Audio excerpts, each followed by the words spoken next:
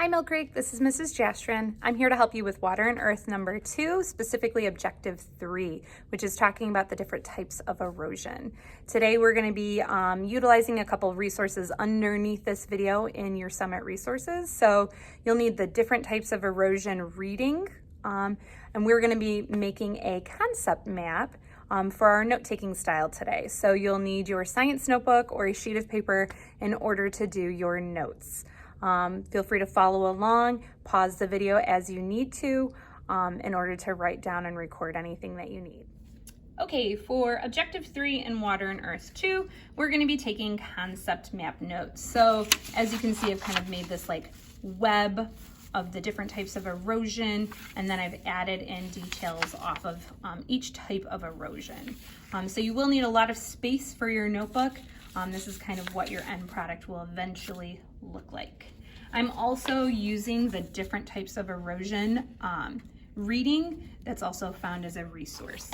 I've gone through, and as I've read, I highlighted different things to key in on. So I will leave that highlighted portion out for you in case you wanted to print yours and highlight yours as well, or if you wanted to take separate notes and add in just the highlighted material. So it says erosion is the act in which earth is worn away or transported, often by water, wind, or ice. A similar process, weathering, breaks down or dissolves rock, weakening it and turning it into tiny fragments. No rock is hard enough to resist the forces of weathering and erosion. The processes of erosion moves bits of rock or soil from one place to another. So weathering is the breakdown. Erosion is the transport, right? The movement. Erosion is a movement. Most erosion is performed by water, wind, or ice, usually in the form of glaciers. These forces carry the rocks and soils from one place where they were weathered. If water is muddy, it is a sign that erosion is taking place. The brown color indicates that bits of rock and soil are suspended in the water and being transported from one place to another. This transported material is called sediments. When wind or water slows down or ice melts, the sediment is deposited in a new location. I highlighted this one and also wrote in the term deposition. So these three terms work all together. Weathering breaks it down, erosion moves those sediments, and then deposition are where those sediments are then placed. As the sediment builds up, it creates fertile land. River deltas are made almost entirely of sediments. Delta sediment is eroded from the banks and the bed of the river. All right, so it talked about there are different types of erosion that we're going to focus in on. So my middle bubble is going to be types of erosion. And off of that, I have included how it was talking about water. So we have water erosion as one of the lines off of it. They also talked about wind erosion. And they've also talked about ice erosion, specifically they said in the form of glaciers. There's also erosion that happens by people as well that I'm going to add in. So I've gone through this reading and I looked at erosion by water, erosion by wind, erosion by ice, and finally erosion and people. So I used my nonfiction text features, those headings that I can see, to help me create my concept map. So you should have types of erosion in the middle, water erosion coming off of it, wind erosion, ice erosion, and erosion in people, all coming off of it. We're gonna focus our first area on water erosion. So erosion by water. Moving water is the major agent of erosion. Rain carries away bits of soil and slowly washes away rock fragments. Rushing streams and rivers wear away their banks, creating larger and larger valleys. In the span of about 5 million years, the Colorado River cut deeper and deeper into the land in what is now the U.S. state of Arizona. It eventually formed the Grand Canyon, which is more than 1,600 meters or 1 mile deep, and as much as 29 kilometers, 18 miles wide in some places. Erosion by water changes the shape of coastlines.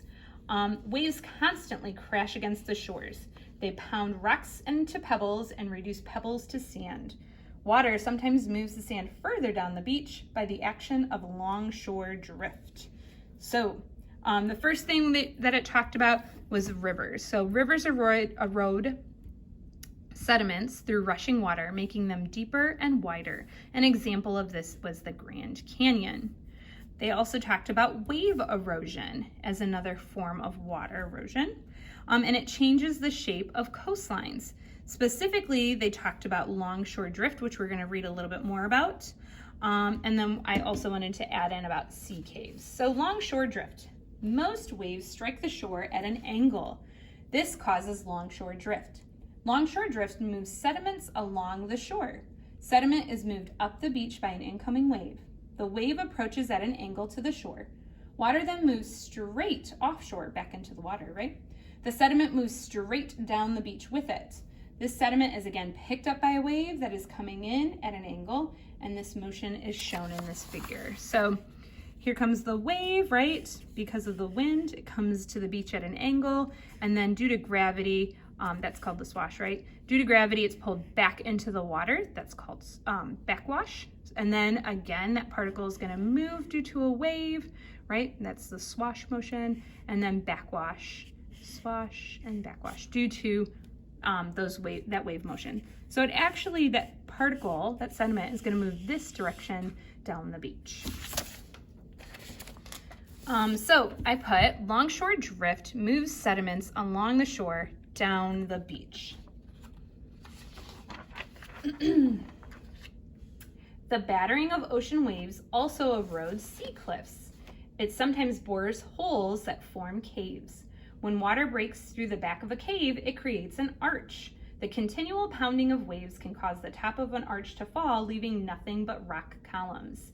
A sea cave is a type of cave formed primarily by the wave action of the sea. The primary process involved is erosion. The sea caves are found throughout the world, actively forming along present coastlines. So I added in sea caves are formed by wave erosion. Okay. So that was my erosion by water. Kind of highlighted some areas, and that's kind of how I knew what to add in.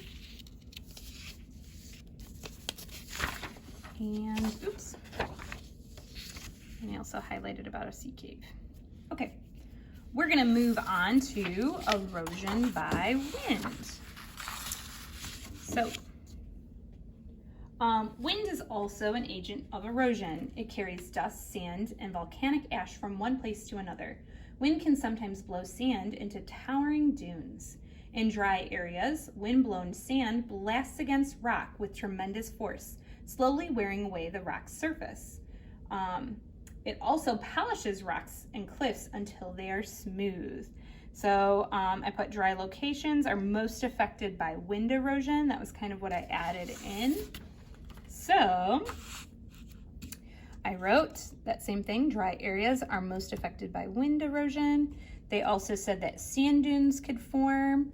And they also talked about this term abrasion, which means that it's sandblasting rock formation. So it's picking up those particles, you know, from the ground or different rocks. It's picking up that sediment and it's blasting it against a different rock formation. And those different little particles will, it's kind of like sandpaper, rub away at the rock that is weaker to create these different land formations. So you can kind of see, you know, this arch that's created by it. Wind is responsible for the dramatic arches that give Arches National Park in the U.S. state of Utah its name. Wind can also erode material until nothing remains at all. Over millions of years, wind and water erode an entire mountain range in central Australia. Uluru, also known as Aries Rock, is the only remnant of those mountains. And so this is Uluru. It's also a great example. It's a very red rust color if you've ever seen it. It's also a great example of oxidation, which is chemical weathering. So we have wind erosion.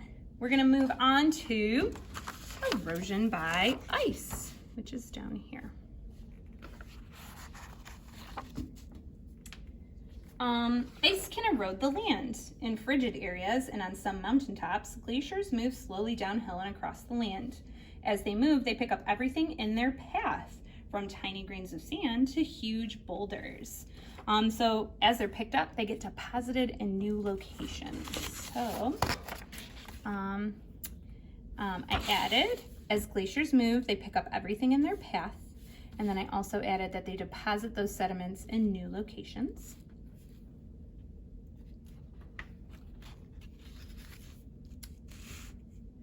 The rocks carried by glaciers rub against the ground below, eroding both the ground and the rocks. Glaciers grind up rocks and scrape away soil, leaving grooves and scratches on the mountain. Moving glaciers gouge out basins and form steep U-shaped mountain valleys. So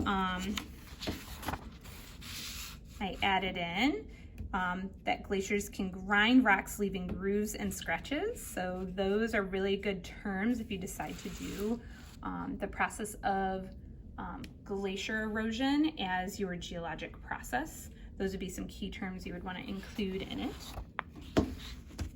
And last but not least, plucking is a glacier process that is responsible for the erosion and transportation of individual pieces of bedrock.